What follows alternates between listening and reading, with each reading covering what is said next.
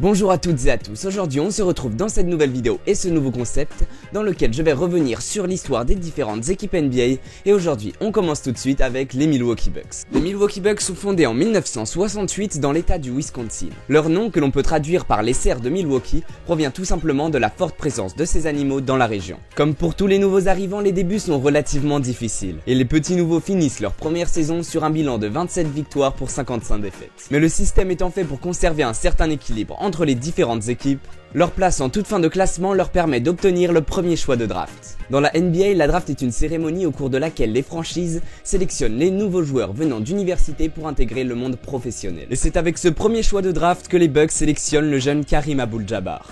À l'époque appelé Lew Alcindor, le joueur a également été sélectionné en première position de la ABA, autre ligue concurrente du pays. Mais le jeune New-Yorkais de 2,18 m préfère les Bucks et leur offre plus généreuse. Le joueur dominant la ligue universitaire et venant d'offrir 3 titres consécutifs à son équipe, arrive alors pour la deuxième saison de la franchise en NBA. Il va tout de suite s'imposer, et avec la manière, en étant élu meilleur rookie de l'année, avec près de 19 points de moyenne par match. De plus, les résultats de l'équipe vont être radicalement bouleversés par l'arrivée du jeune Kareem, car ils vont atteindre les 66 victoires pour seulement 16 défaites, et ainsi terminer premier de la saison régulière. Mais après la saison, il y a les playoffs. Et cette année-là, l'équipe atteindra les finales de conférence, avant de se faire battre par les futurs champions, les New York Knicks. Après une réussite si précoce, Milwaukee devient très attirante pour les joueurs qui sont tous à la recherche de la fameuse bague. Ils vont alors accueillir Oscar Robertson durant l'été. Celui-ci avait été élu meilleur joueur de la ligue quelques années auparavant et devient donc un atout majeur de l'équipe. Si les espoirs étaient grands, la prestation qui a suivi l'a été au moins tout autant. Le nouveau duo Kareem-Robertson répond parfaitement aux attentes et offre une nouvelle occasion de victoire aux Bucks qui viennent à bout des Lakers puis des Bullets de Baltimore pour finalement arracher le trophée NBA. Pour couronner le tout, Abdul-Jabbar est à son tour élu de manière logique MVP. Les saisons qui suivent sont faites de nouvelles réussites, avec notamment une apparition en finale où les hommes du Wisconsin devront s'incliner face aux Boston Celtics, malgré un Kareem toujours aussi dominant. Mais le pivot porte de plus en plus l'équipe sur son dos, accompagné d'un Oscar Robertson en phase descendante. Malheureusement, le franchise player va alors quitter l'équipe pour rejoindre les Los Angeles Lakers et les résultats vont nettement baisser. Heureusement, le rachat de l'équipe et l'acquisition de quelques bons joueurs vont remettre l'équipe sur le droit chemin pour faire preuve d'une belle régularité des années durant. Malgré de bonnes performances durant les saisons régulières, il leur est toujours difficile de se frayer un chemin durant les phases éliminatoires. Mais après cette période que l'on pourrait qualifier de relativement positive,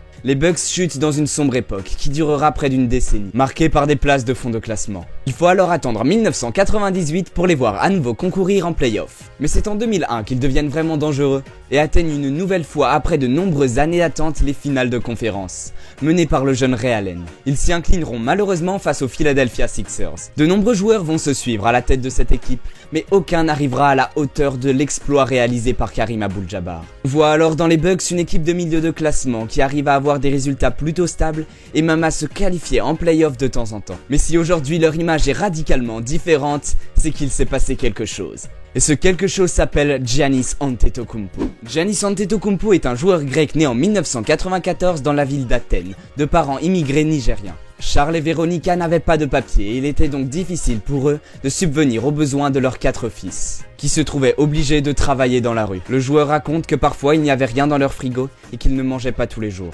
Pendant son adolescence, il jouait surtout au foot, mais son physique avantageux le motive à essayer le basket.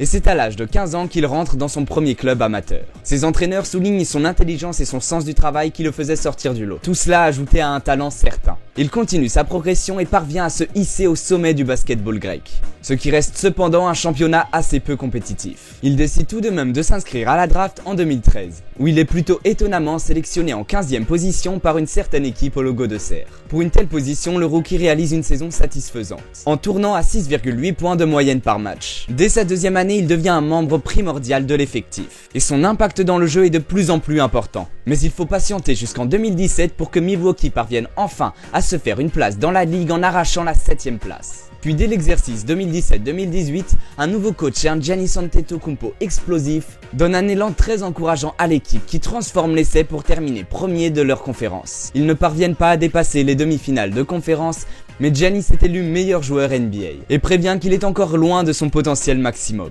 Cette année encore, la saison régulière a été excellente pour l'équipe, ainsi que pour le Greek Freak qui est récompensé du trophée de meilleur défenseur, mais aussi de MVP. Un back-to-back qui veut dire beaucoup. Mais après une nouvelle déception en play-off, de nombreuses rumeurs circulent sur l'avenir du joueur, qui semble pourtant déterminé à ne pas quitter Milwaukee. Dites-moi dans les commentaires ce que vous pensez de l'avenir des Bucks. J'espère que la vidéo vous aura plu et que vous aurez appris des choses. Si c'est le cas, n'oubliez pas de la liker et de vous abonner à la chaîne, ça motive énormément. On se retrouve très bientôt, d'ici là, portez-vous bien.